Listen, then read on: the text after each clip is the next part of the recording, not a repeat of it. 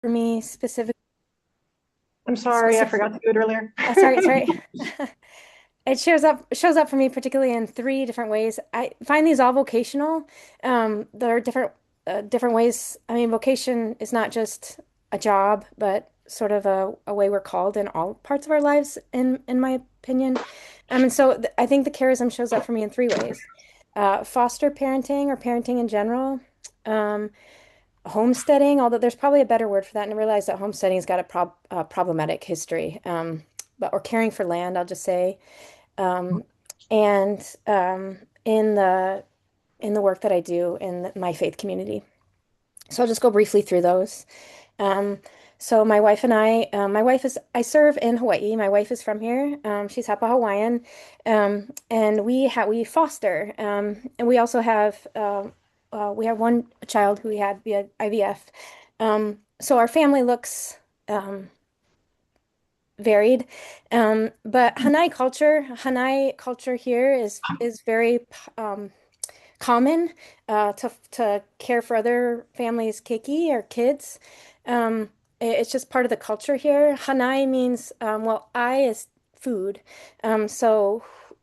Who you share food with is who your family is, essentially.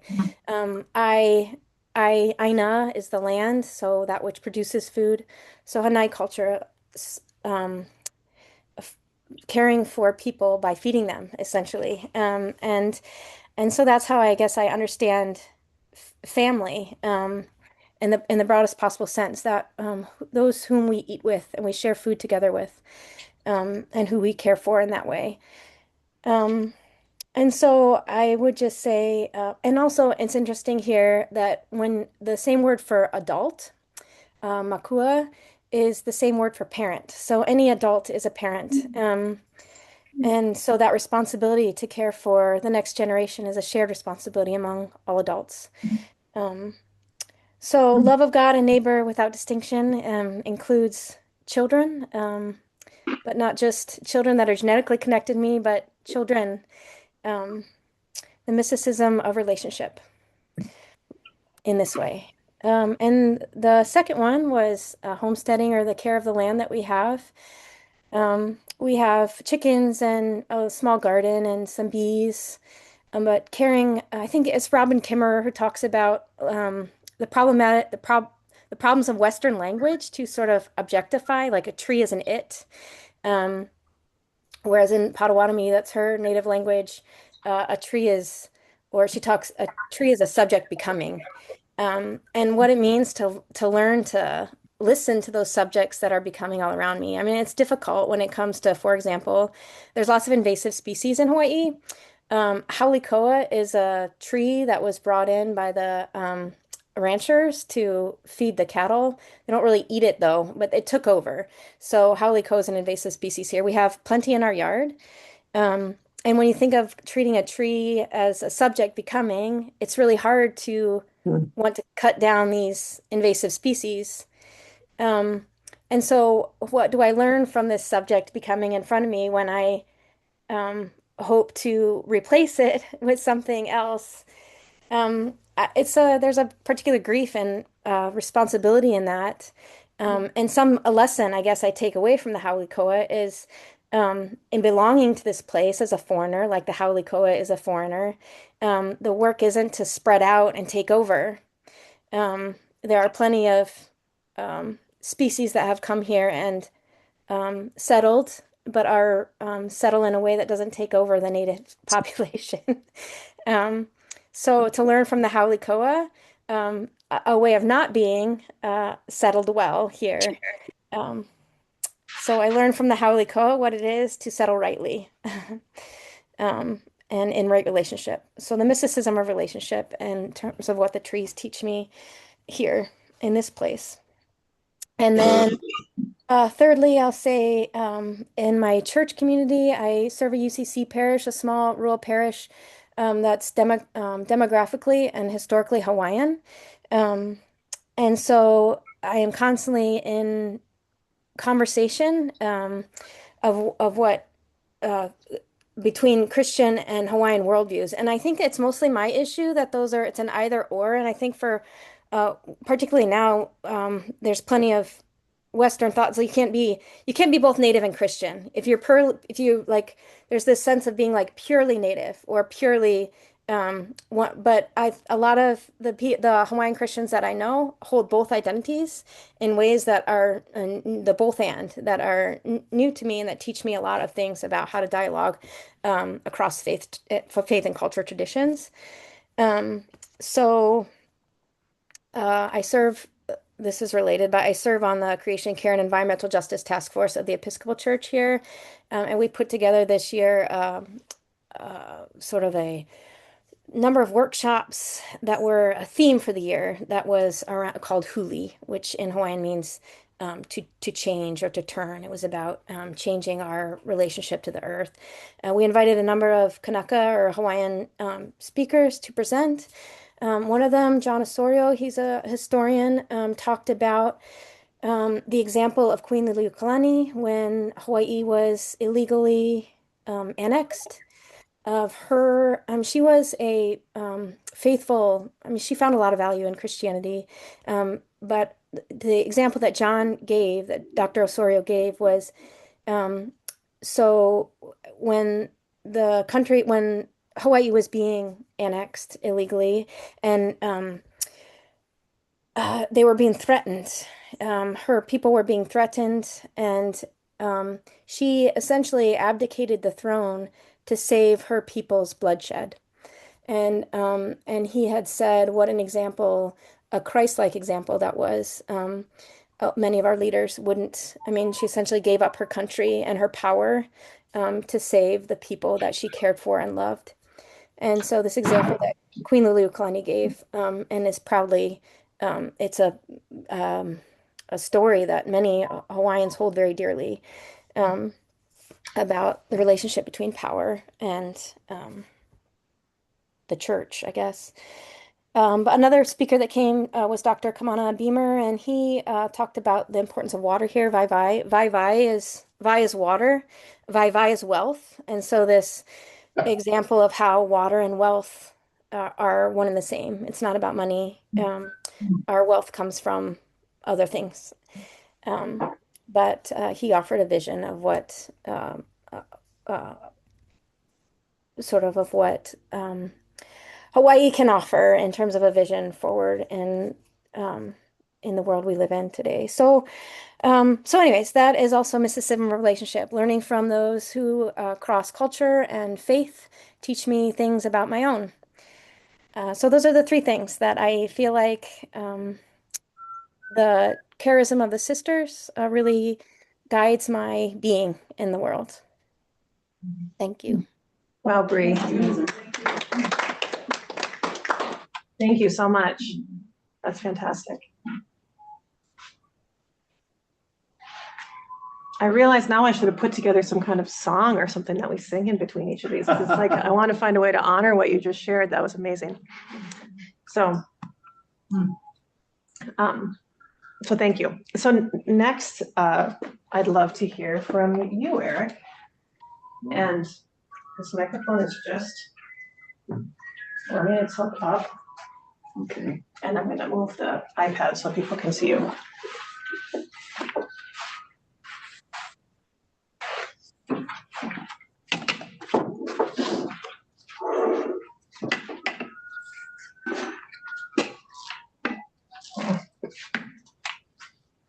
Lower. Yeah. Unless you want me to stand. No, that's everyone. great. Hi. Yeah. I had a lot of fun in the last day going down a rabbit hole. I promised myself not to think too much about this because Andrea said, don't plan, don't write it down. But I had so much fun diving into the maxims because I'd never encountered them before. This quote mentioned the maxims, and I thought, what are the maxims? And I went looking for them, and Andrea had some slides, and I found a website about them. And the maxims also, so I'm going to just be talking about some of my favorites that I found along the way and what they mean to me, because I found it pretty cool. One of them said, Maxim 17, without desire and without set plan, which sounds like today. And yet, here I am, trying not to plan, but looking at these cards of the little maxims that I wrote. So I couldn't quite get away without planning a little bit. Maxim 76. Hide the ever so little grace God bestows. Reveal what allows you to be less esteemed with discretion. So I think maybe it's a little discretion that I'm only revealing this here in this little group. Because here I sit, not hiding a little grace that God bestowed on me. I'm sorry, Maxim 76. But I'll reveal what allows me to be a little less esteemed, which is that I don't believe in God. And yet I sit here and the mission and charism of the sisters is vital to me. And I think part of why it's so essential to me is because I still, even though I don't believe in God, I need to find God. And I spent this whole time with the maxims trying to understand what God meant to me, because God is mentioned in the maxims a lot. And if I don't believe in God, what am I doing here, right? So being with you all helps me in that path. I loved what Marcia said in that reading too, that Andrea shared as a prayer at the beginning. And there was a line in particular, an understanding of how to be creature, union and relationship with all beings, how to be creature, that I am creature. I'm not any more or any less than that. And I don't believe in a creator. There's no creator, I don't think, but there's no not creator either. I am a creator. You are a creator. And the creator is the destroyer. Marcia also talks about always emerging, unfolding, then dying into a mysterious fullness to seed something new. And that's an essence of creature. I mean, we're always creating, we're always destroying, and we're always creating something new. So I try to find God in there somewhere, which is in all of us, in my neighbor. Maxim 45, I loved. It talked about being serious. It says, but let it be a joyful seriousness. And I find that here so much. There's so much joy in the CSJ community. Even though for me, it's also very serious. It's why I can't find what I need in the hierarchy of the Catholic Church, but I can find it here in the community that we all are building. I loved Maxims 58 and 59. These might be my favorite of this first encounter with the Maxims. You scarcely do anything in this world but place drawbacks in the path of God's grace. The sins you have committed while doing good works have caused much less progress than God had reason to expect. I just had to laugh out loud, because isn't that so true? I mean, at least in my life, it's so true. I tried to do good works, but it has much less progress than God has reason to expect. And who the hell is God again? Who is doing this expecting? So that, I think, is one that I'm going to keep looking at and trying to understand, or two. Maxim 30. If the drawbacks, if you scarcely do anything in this world but place drawbacks in the path of God, I think Maxim 30 comes next for me. When plans are more likely to fail, trust in God. So plans are failing left and right. it feels like to me, especially these days. It's feeling horrible. Nothing that I want to see in the world feels like it's succeeding. Trust in God. How can I do that if I don't believe in God? So where do I put that trust? And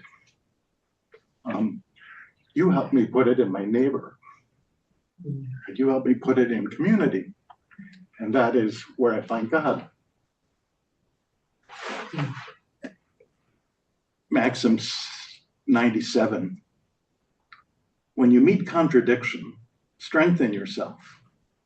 Continue to hope when everything throws you into hopelessness. So I meet contradiction right here, right? Not believing in God and being here. I love Walt Whitman's, do I contradict myself? Well, then I contradict myself. I am vast, I contain multitudes. So continue to hope when everything throws you into hopelessness. And that's another thing that this community gives to me as I live my life. And that the charism of unifying love especially brings to me some of that hope. Maxim 93. 3 faculties: memory to forget self. A little bit of contradiction. Memory to forget self. Intellect to see God. And will to love God. So all of those are a mystery to me. I mean, that's the heart of a mystery to me. Because intellect to see God when I don't see God. What am I seeing? What am I looking for? Or to love, the will to love God. What am I loving? It's always a stretch. And you help me stretch. It's a mystery. It's not you. It's not me. It's not us. And yet it's all of those things and more. Maxim 2 really did send me down a bit of a rabbit hole because I had a hard time dealing with it. It talks about being perfect as the Heavenly Father, more comfortable in His holy will. I have a hard time with that notion of perfect. And I went through every translation of that Mark 5:48 that had that perfect as the Heavenly Father. And they all the English translations said perfect, and it drove me nuts. And I finally found a Jewish gospel thing on the web that talked about completeness. And then I looked more deeply, and the word really is telos that it's using. The Greek word was telos, and it means completeness. And that I could deal with. Then it suddenly made sense. Perfect is too narrow. Perfect is just one thing. You know, the perfect thing seems like a one thing. Whereas completeness, be complete as the Father, makes more sense to me. And the whole mission of unifying love is a kind of sense of completeness. And so there I could see something worth striving for. Completeness. And then, of course, Maxim 64, which was almost the simplest in the whole bunch and means a lot to me in this moment, which is very hard to do sometimes in this moment. Be kind. Be kind. And I try to remind myself, or Alex, especially when we struggle with each other, to be kind. And this community helps me do that. So thank you.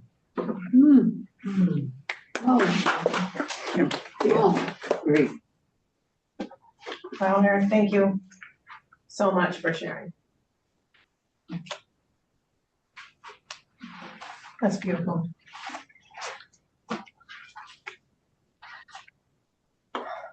Okay. Sing your song. Yeah. Do you have a song, Susan? Maybe we'll think of one by the end of the sharing.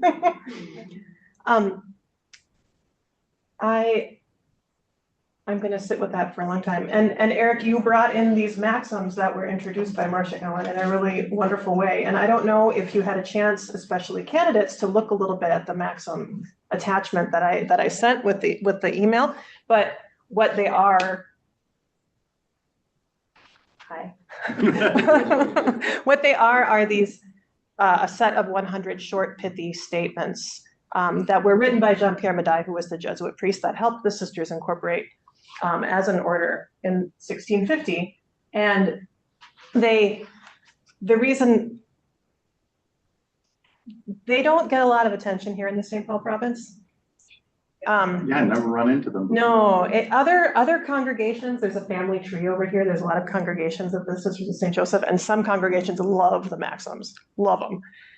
St. Paul's not really one of them, but they are a part of the tradition of the Sisters of St. Joseph, and there are some things that are lovable about them. And so I think that Marcia Allen's bringing them to us in this way is kind of special. So go ahead, Kathy. Can I tell a quick maxim story? I'm sorry to interrupt. I'm Kathy again, second-year candidate. I didn't know if the maxims were totally real, but many years ago, Rita McDonald teased me about something, and I stopped and I said, "Sister, are you making fun of me?"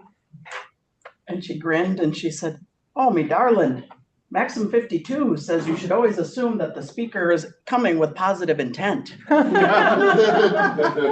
I never knew if there was indeed a maxim at all, much less a Maxim 52. So to see the maxims today, and I went immediately to 52, and that's exactly what it is. Oh, what do you know? All right, Mary Kay. Oh dear. Thank you, Bree. Let me try to find the best spot for this. Thank you, Eric. Thank you, Kathy. Yeah. Thank you all. Where the heck to start? This is a small pile of paper here. I've been dealing with large piles of paper lately. In my 79th year and my probably 40th year as a consociate, and my first year as an official agrégé, there was a lot of paper, there's a lot of stuff, there's a lot of ideas. And the image that came to me, and Jean can relate to this because she was with me, was when Michelle Hugh, the province archivist, came to my apartment a few weeks ago and left with her armloads full of archival material about the agrégé movement. So Michelle has it in case you want it. So where to start? So this is not going to be a 0.1, 0.2, 0.3 reflection. It's going to be bits and pieces because that's really all we have, right? So I ask you to bear with me if you're a really strong person who needs 1, 2, 3, because that's not where I'm going tonight, much to my surprise. So where to start? Okay, resources, right? I think that part of the heritage of the agrégé movement is in the ancient Beguine movement. Mm-hmm. And the Beguines were thousands of women over hundreds of years who were developing a new way of religious life. And I see it as a definite ancestor of what the agrégé have come to be. And so, in case you're into reading, the 2 books I grabbed were there's a beautiful series by Mary T. Malone, an Irish feminist theologian, who did a 3-part series on women and Christianity. And the first 1,000 years, and then from 10,000 to 1,500, and then the last 500. But agrégé keeps showing up in here in the guise of the Beguines. And my favorite Beguine book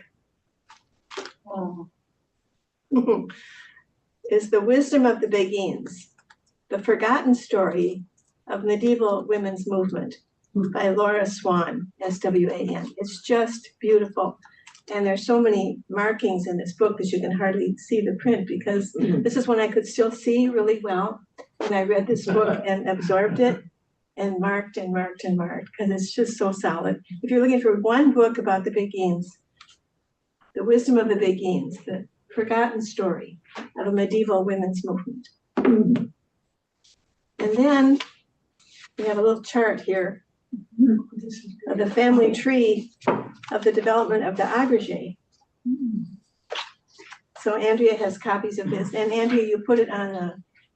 Yes, I put them in the chat, these documents, and they're not labeled very well. I'm sorry, I didn't have enough time to do that. But if you open them up, you'll find the right one. Thank you. And it says agrégé companions evolutionary process. That's when the agrégé group was just beginning here in this area. And we were calling the group agrégé companions. We later dropped the word companion because it got confused with the sister companions who are on the journey with us. So it's like a little map. It starts in the 1990s and makes its way to this current year, 2025.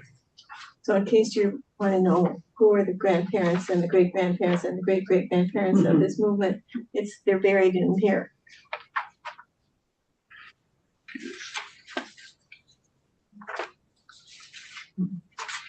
A question often comes up, how are the agrégés different from the associates or ACOF or consociates?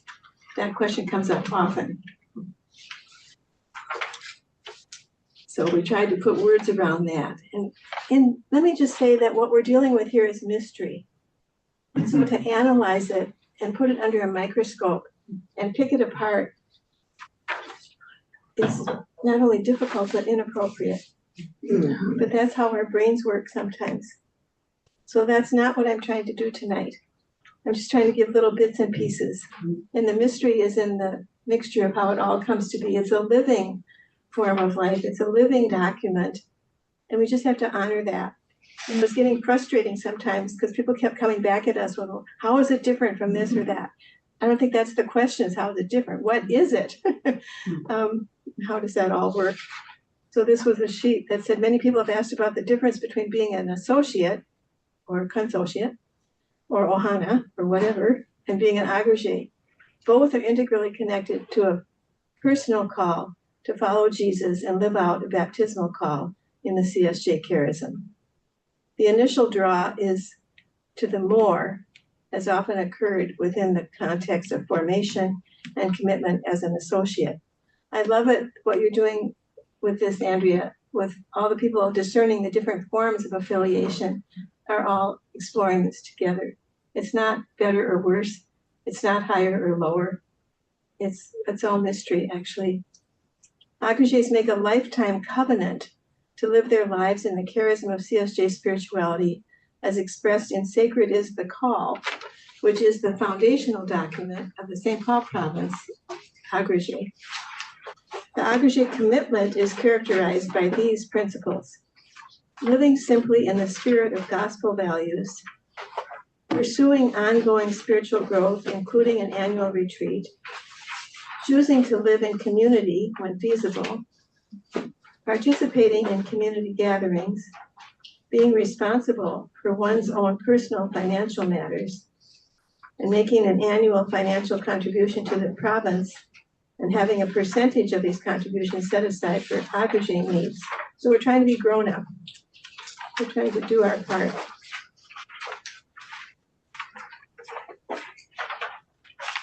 Then there's a few folks that have been like the grandmothers of this movement as it's developed in St. Paul.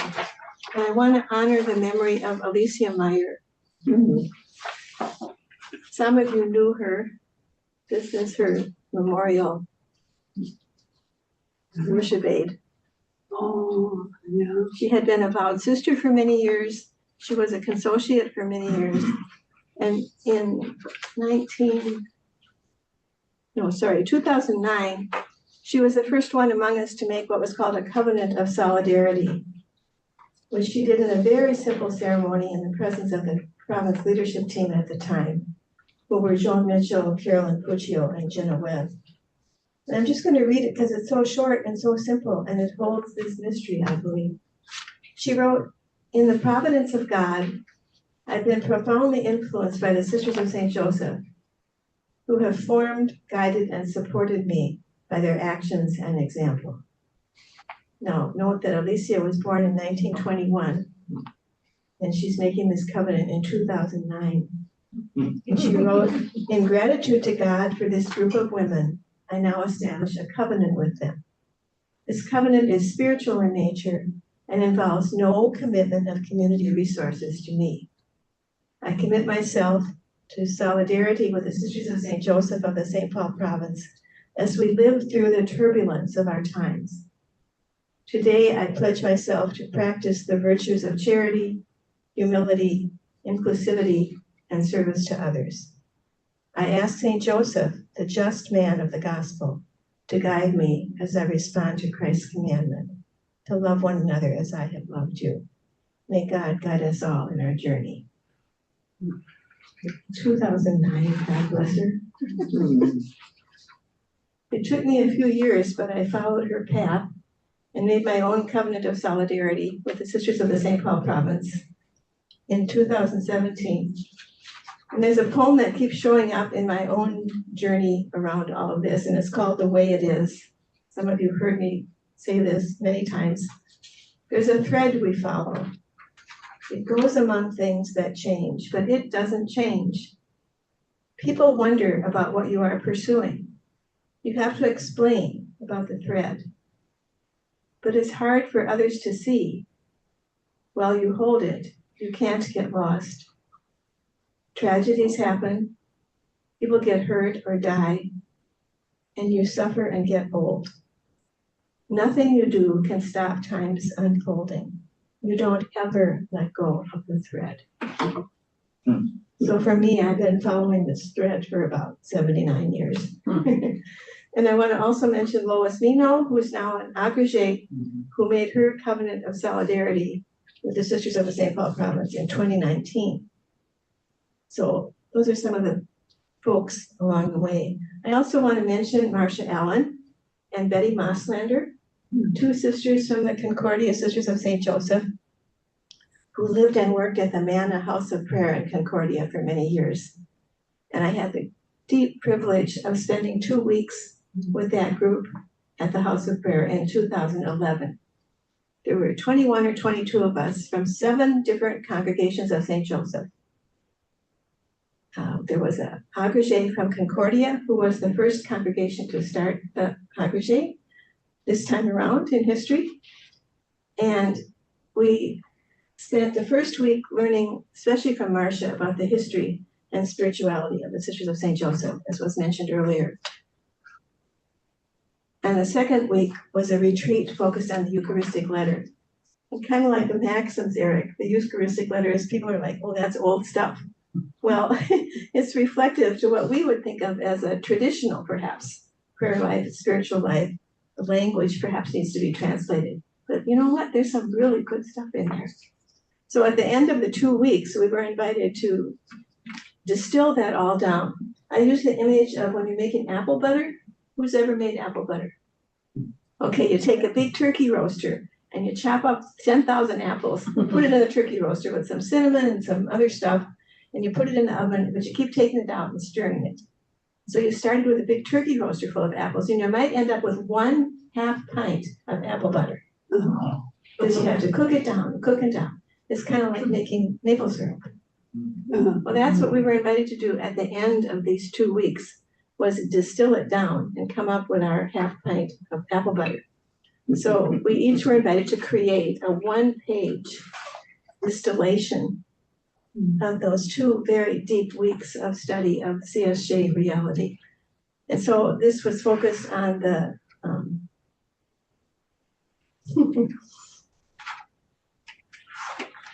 the 2 trinities. What's that called? Total double union? No. Yes. No, say it again, please. Total double union? Total double union of Father, Son, and Spirit, Jesus, Mary, and Joseph was the focus. So here's what I wrote. We are seized by love, which is one of the key phrases in the early documents. We are seized by love that is dimensionless, inclusive, and self-emptying, reflecting the theological understanding of the Trinity, right? Dimensionless, inclusive, and self-emptying. Limitless love is available to us. And the more we immerse ourselves in it, the more powerful and capable of unioning love we become. God is in us. Now, this was 2011. And I'm hearing reflections of what Marcia's new book is about, that what you shared for the prayer, Andrea. Limitless love is available to us. I'm sorry, capable of unioning love with account. God is in us. We are in God. And all of us are in one another. We are inseparable. All of us are inseparable. At the same time, we are, each of us, a center of guiding energy. Within us, and therefore from us, can flow all of the energy which is God's. We can be centrifuges of possibility. And then in terms of the Jesus, Mary, and Joseph Trinity, zeal, which is realism, and courage, generous courage, a discerning heart, and unassuming audaciousness to stir up love. I love that one. Unassuming audaciousness to stir up love. Closing sentence, we are compelled to action. So that's what I came home with at the end of those 2 weeks. I've been kind of living out of that ever since. And Andrea, you made copies of prayer for meeting. Okay, it looks like this. It's 2 sides, and I beg your indulgence because we're going to pray this together. And I want to honor the contribution of Jill Underdahl, sitting to my left, who was up very late one night during one of the early Agrégé retreats upstairs in the Pro House, putting together our Sacred is the Call document. And many phrases from that became part of this prayer to meeting, which we've prayed often at different Agrégé gatherings. So I need somebody to be reader 1 and somebody to be reader 2, and then we're all going to be all. So who feels really brave tonight, would like to be reader 1? I can be reader 1. Thank you, Kathy. And who would be reader 2? I can do that. Thank you, Ben. Great. And we will all be all.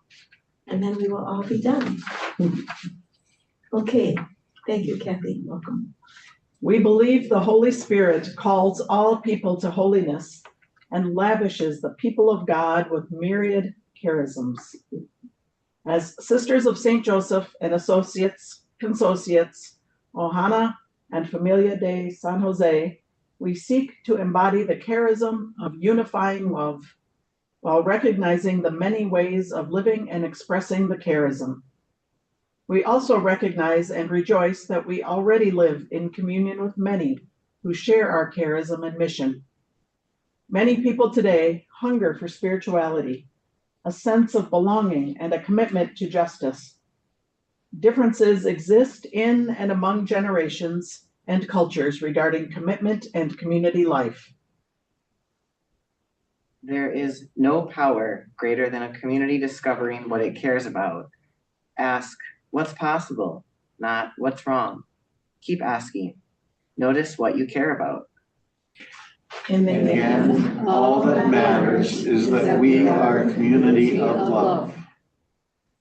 We commit ourselves to deepening our living and understanding of the radical nature of consecrated life as Sisters of St. Joseph, and celebrate our lives as a gift for the Church and the world, creatively inviting others to live consecrated life as Sisters of St. Joseph. Assume that many others share your dreams. Be brave enough to start a conversation that matters. In the end, all that matters is that we are a community of love. We commit ourselves to fostering existing and emerging relationships for living the charism by celebrating the continuing evolution of ACOF as a gift to our mission and the world, creatively inviting others to become ACOF, encouraging sisters and ACOF to have conversations among themselves and with each other to explore notions of identity and commitment, intentionally welcoming, fostering, and developing emerging ways of living the charism, such as a temporary commitment, agrégés, and partners in ministry and mission. Intensifying our efforts to share our spirituality and mission with young adults. building mutually beneficial intergenerational and intercultural relationships for mission. Talk to people you know. Talk to people you don't know. Talk to people you never talk to. Be intrigued by the differences you hear. Expect to be surprised. Treasure curiosity more than certainty. In the end, all that matters is that we are a community of love. We commit ourselves to creating an umbrella framework that networks and supports existing and emerging ways of living the charism. Invite in everybody who cares to work on what's possible. Acknowledge that everyone is an expert about something. Know that creative solutions come from new connections. In the end, all that matters is that we are a community of love. We commit ourselves to creating ways to facilitate interrelationships and animate ways of living the charism. Remember, you don't fear people whose story you know. Real listening always brings people closer together. Trust that meaningful conversations can change your world. Rely on human goodness, stay together. In the end, all that matters is that we are a community of love. So for those for whom the concept of ACOF is new to you, it stands for Associates, Consociates, Ohana, and Familia de San Jose. So it's the language that we developed that holds it all together. And the phrase that we kept repeating over and over and over, in the end, all that matters is that we are a community of love, are the words of Alicia Meyer. Oh, nice. Thank you.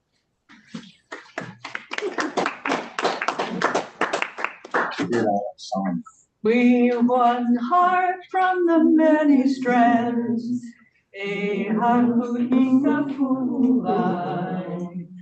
God be praised through our working hands. O kahaku, o kakuai. We one heart from the many strands,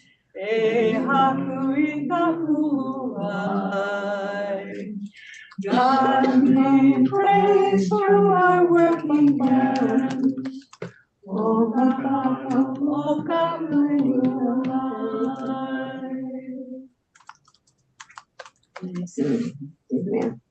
There are hand motions and I can't remember them, but Thank you, lovely. This doesn't sound like, is this on? It sounded like it was on one periodically. yes. Is that the? Yeah, there we go. Okay, it got muted, that's okay. Thank you. So next we are going to hear from sisters, Mary Ellen and Jill. And I don't, did you two coordinate at all? Pardon me? Did you coordinate? Did you speak with Jill? Not really? No? Okay, then we'll just, She's one busy Winging lady. she is. We'll do one and then the other. So, do you want to go first, Mary Ellen? You wanna go first, Jill? It doesn't matter to me. I'll go ahead. Okay. Well,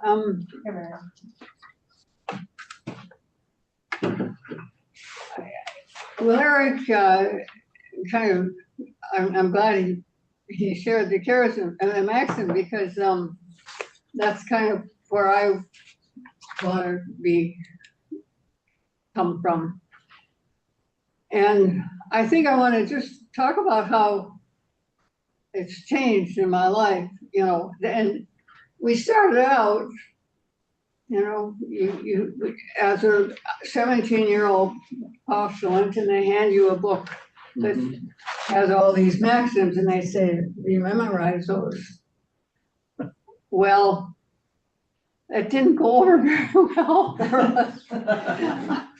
And for me, I would read them and I would think, well, I'll never do that. I mean, they were so, you know, I don't know, whatever. And it didn't, excite me at all. I really have to say so. But we were given, and now I'm going to talk about how Marcia Allen says in her book, and we were given these maxims with no explanation, nothing, and they were found in the, they were translated from the old, not modern French, but old French. And then from there, they were translated into French. And then from the French, they were translated into English. And on top of that, the foundation of the maxims and actually is Ignatian spirituality. And Medaille was a Jesuit. So you can see how they didn't fit. You know, you can see that there's a little problem here. And Marcia has spent her life, I think, almost. She was part of the team that went to France and looked at these early documents. And she's never stopped studying them. She spent her life thinking about them and looking at them and living them. And as we said, her friend Betty Mosslander was sort of like a companion. She was somebody who went out and did it and lived it and used the reality that Marcia was trying to explain, and she actually put it into practice. She's the one in the quote that was given. We talk about the mystique of relationships.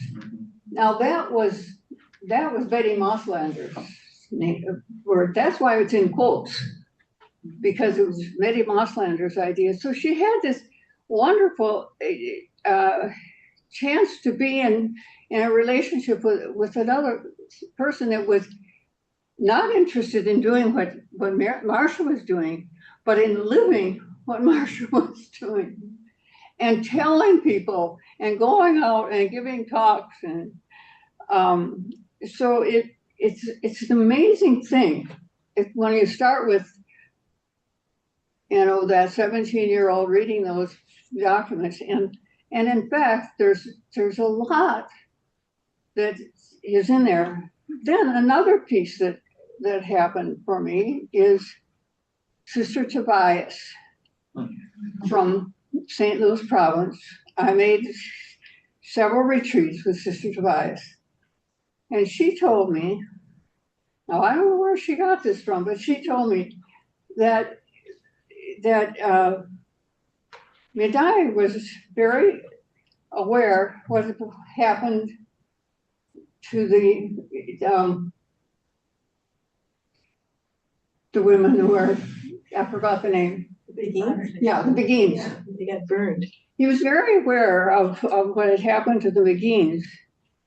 So he always talked about the secret, and he kept it. He wanted them to be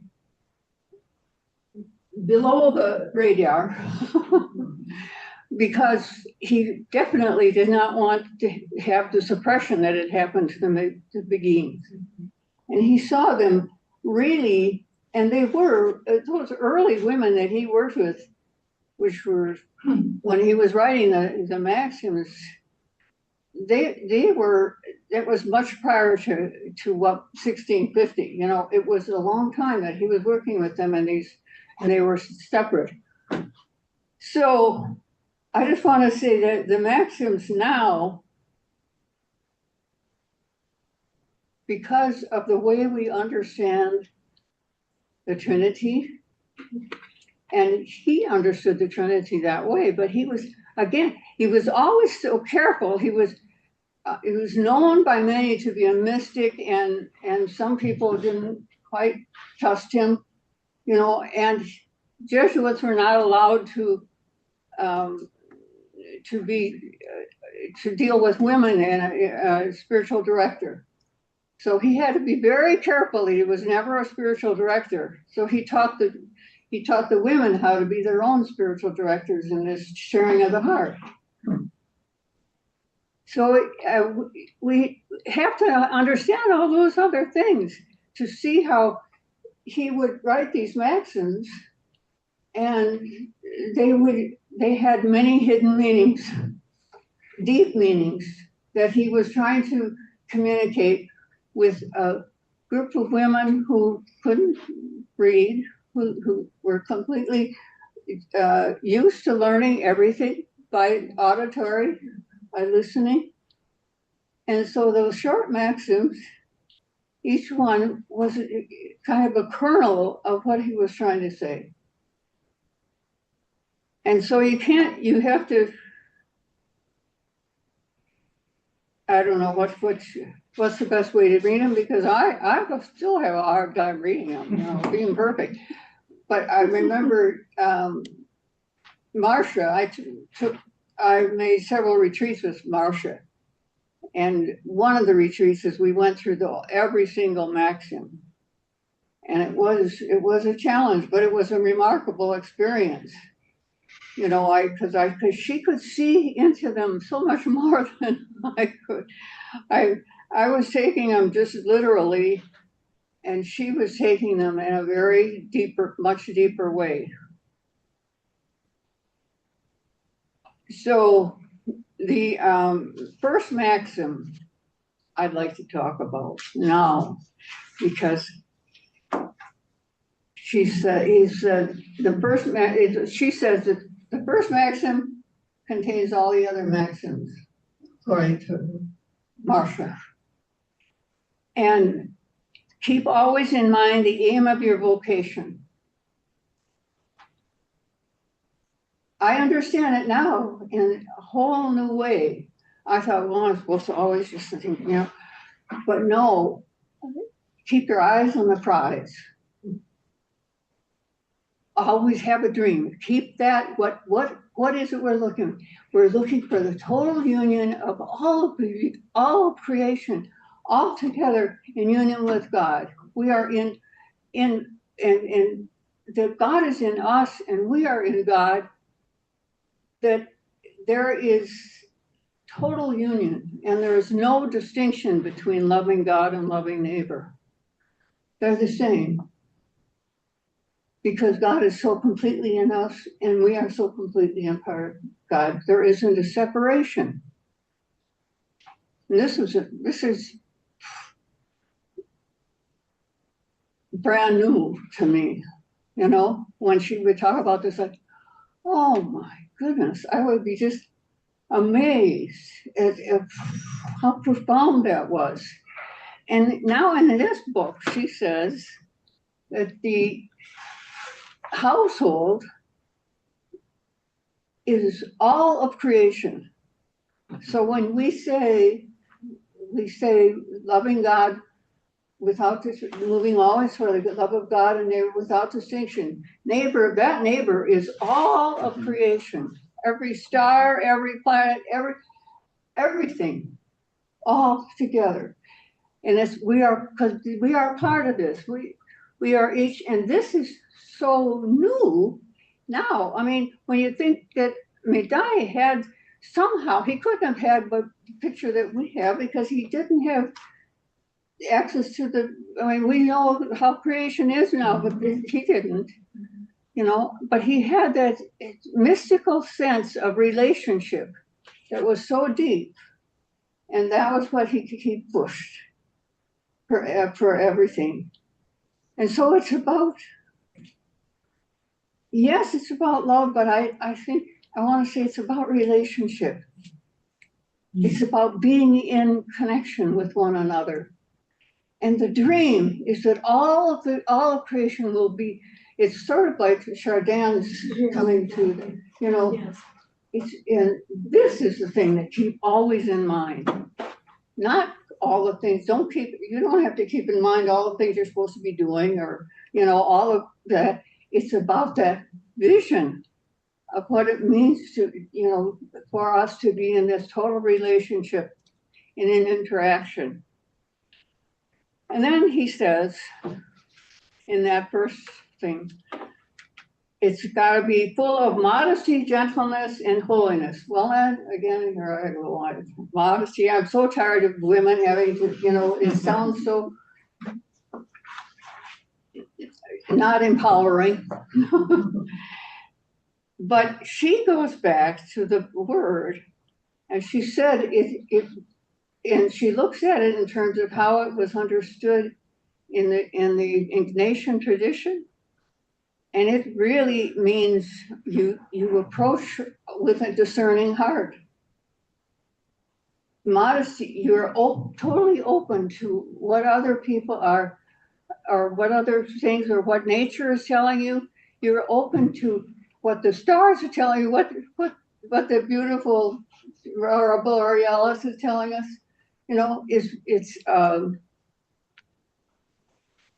It's a modesty. And I thought, well, I can take that kind of modesty. Then the other one is sweetness and gentleness. Well, it's talking about a loving intimacy. It's talking about being in intimacy with other people, the world. Being open, being able to share yourself. If you're modest, that's what you do. And then finally, let's see, the third one is, gentleness, modesty, gentleness, and holiness.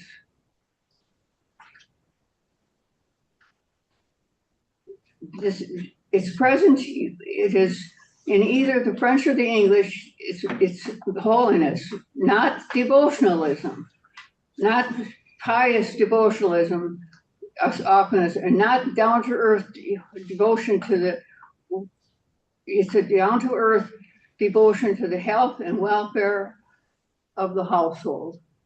Remember, that's all of the universe. It's everything. So that holiness is, again, it's that connection with the world. When I think of that was 70 years ago, but when I think of the journey I have gone through, it's just an amazing thing for me. And I'm very grateful for Marcia Allen for the work she's done. And sometimes she gets so deep, it's way beyond me. But I kind of try to hang with it because I can see it comes through. It's an amazing thing that she's able to help us to see. So that's it. Thank you, Mary Ellen.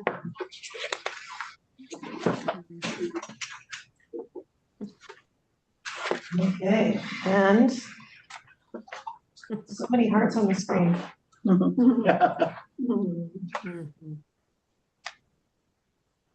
Jill. Oh my, suddenly I got big. Yeah.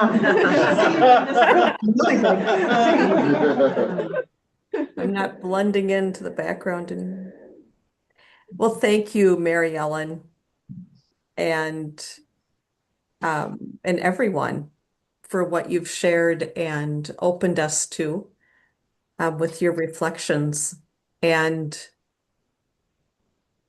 I guess as I too had the opportunity in 2003 to spend time in Concordia, Kansas with Marcia Allen and Betty Mosslander, and to hear Betty Mosslander talk about our CSSJ call to a mysticism of relationship, and then placing that in the context of our charism of unifying love and our mission to move always toward the profound love of God and neighbor.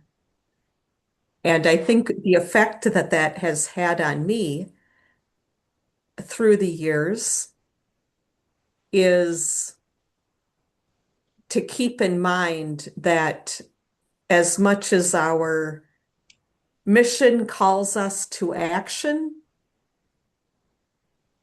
and to being of service and to being attentive to the neighbor, it equally, and if not more, calls us to um,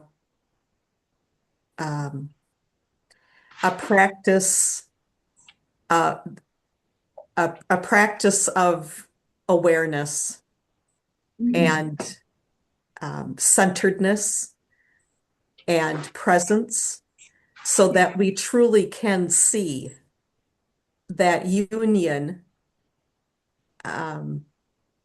that Mary Ellen spoke of, that union of the universal, um, no separation between God and neighbor. And I know that in my own life, um, which is composed, my life right now is composed of the ministry that I do within the community with province leadership,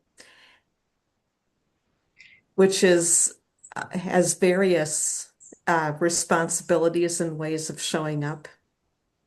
And then being attentive to my family. My parents are both 87 years old um, and needing more assistance. And my brother had a stroke 6 years ago and lives as independently as he can, but needs assistance as well. So there's much of and he does what he can does what he can in supporting my parents, um, but it's more of me in showing up uh, to assist with medical appointments and to do things for them in their living space as well as in my brother's living space as well. So I think in the fullness of responsibility and life activity that I can have in my life, I know that when I am practicing, when I am practicing a, a sense of awareness or presence, and when I am noticing, I think that's really the word. I mean, when I'm attentive to noticing and to seeing, and then reflect, and then being conscious about reflecting, then I see. Then I see the dignity. Then I see the beauty that's in the um, complexity and the mess of it all. And then I have the energy to do what I'm able to do with and for the community and with and for my family. And and so I know that that depends on an interior life, that it depends upon a reflective life. That depends on quiet moments in my life, whether that's not turning on the car radio and simply breathing as I drive, or if it's taking the time as I can at the beginning of my day or at the end of the day. So I think that sense of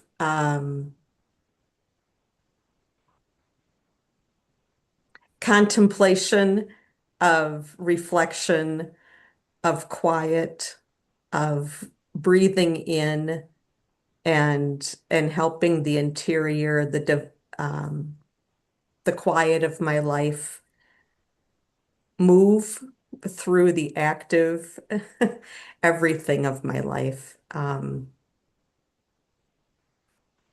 is what helps me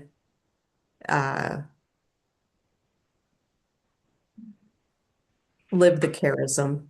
It helps me see that union of divine with neighbor and helps me be part of that unifying energy. And I know when I'm in that flow, and I know when I'm not.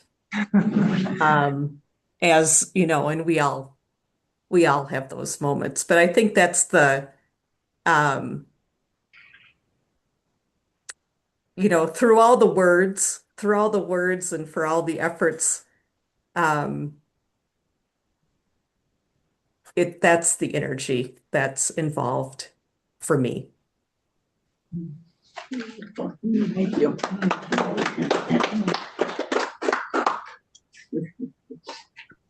Thank you, Jill. Mhm. All right. And then we'll leave this open.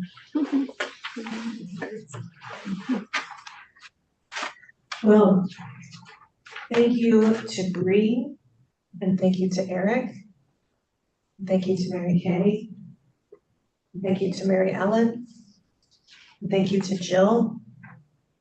We're lucky to have these examples tonight of different ways of understanding and living this charism. So we have about 10 minutes before we're through tonight, and I don't have any big, specific questions to ask, but I bet that some of you have questions to ask each other, especially candidates. I want to make room for you first. So when you were listening, did anything rise up in you? What would you like to ask? Candidates especially, any questions surfacing? If you're on Zoom and you'd like to share, why don't you go first? Anybody on Zoom who wants to share, go ahead and just unmute and share.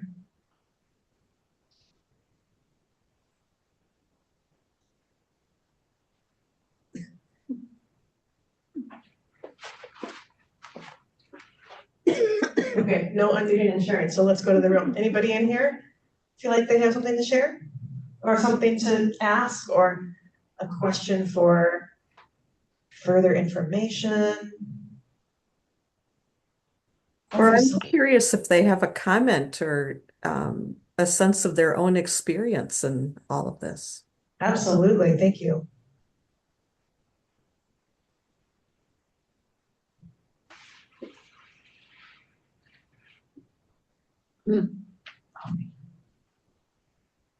This is a kind of question.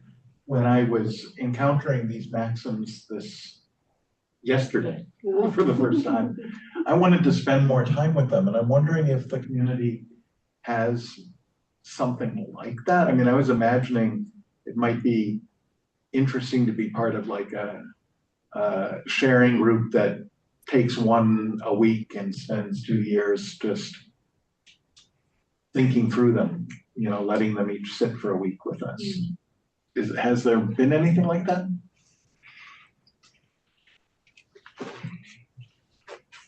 Anybody know anything like that? I don't.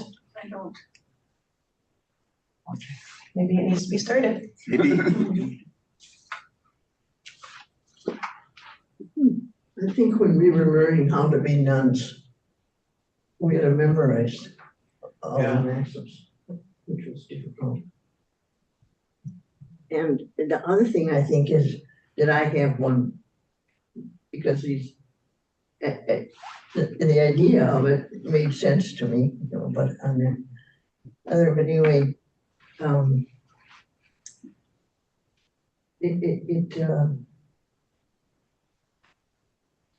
love of God and neighbor without distinction.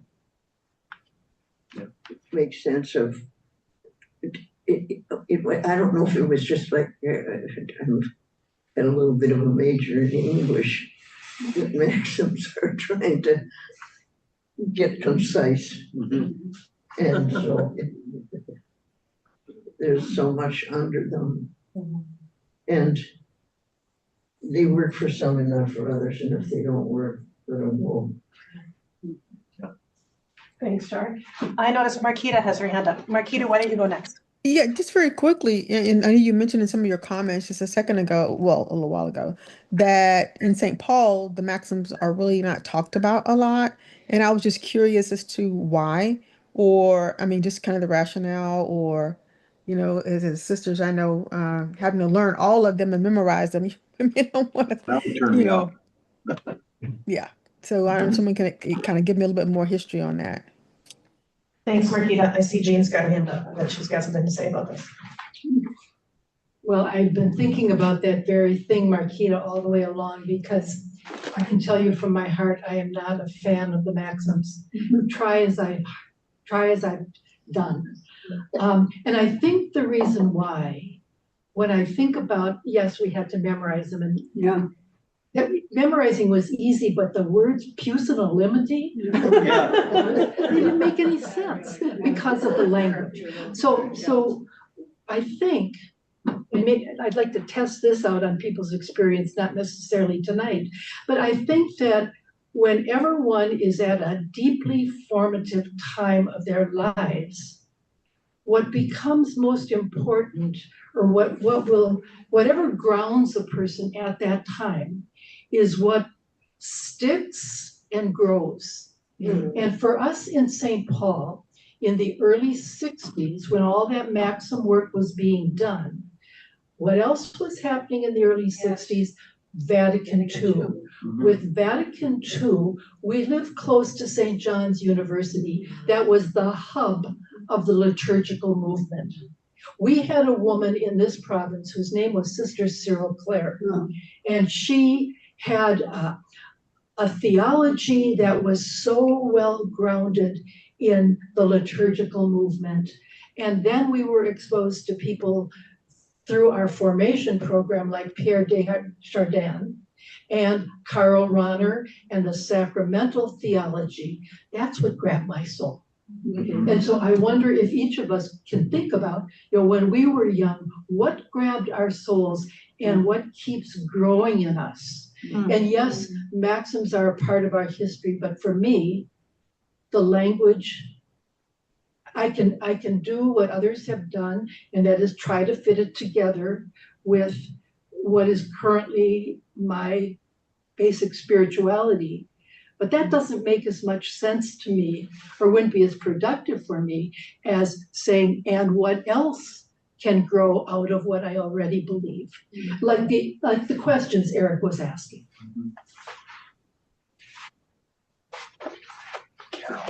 Oh, Carol Gariano, go ahead. Oh, well, this seems pretty small now compared to the great wisdoms we've heard.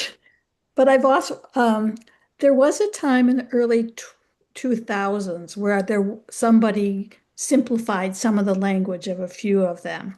And I can't put my hands on it or give you a title, but one of the maxims that rewritten that stuck with me is don't race grace. Meaning be in the present, because that's where the grace is. And when I run ahead, grace isn't there yet. So, witty little sayings that hold in truth. Yeah, and those modified, sort of reinterpreted by college students, maxims are in the attachment candidates that I sent to you. So if you look in the email that I sent introducing tonight, there's more information about those. I also learned that maxims were really a popular literary form of the mid-17th century. So in some ways, they're just kind of a product of their time, and that's part of what makes them difficult sometimes, I think, maybe. Oh, Finn's got their hand up. The maxims make me think about koans in the Buddhist tradition. I don't know if folks are familiar with those, but they're puzzles that the harder one tries to figure them out or make sense of them, it's almost like struggling against one's own mind. And I personally, maybe I resonate more with on the chords you are on, but the mysticism of relationship is the main idea that I'm taking away from the conversation tonight, because to me it feels so open and puts words around an experience that I think I have a hard time putting words around. And even when we use, images like God is in us and all of the houses, the universe, like those are all, I think, ways of gesturing towards what I think is also at the heart of mysticism of relationship. In that I actually in my limited human brain really cannot understand the immensity of creation, and that I actually don't really want to be able to. And I think that's what I appreciate about the mysticism element. Thanks, Finn. All right, Fran, I see your hand. Go ahead. Thanks, Andrea. I'm going to leave tonight being so grateful that I have so much more territory to cover, that I have so much more to learn and so much more to explore in terms of my own spirituality. And I love that. I love that I will spend the rest of my days, as I have spent the days that have already gone by, trying to learn more and be more. But I am really struck by the richness of tonight's gathering, and I just am grateful to everyone. Me too, Fran. That's a great way to end. It's 7:30. Our time is over, but I'm so grateful for all of your being here tonight and sharing what you have. And now candidates, even more people a little bit better. So this is another great thing about tonight. So thanks, everybody. Have a great night, and we'll see you again next time. Thank you. Thank you. Thanks, Andrea. Thanks, Andrea. Oh, that's right.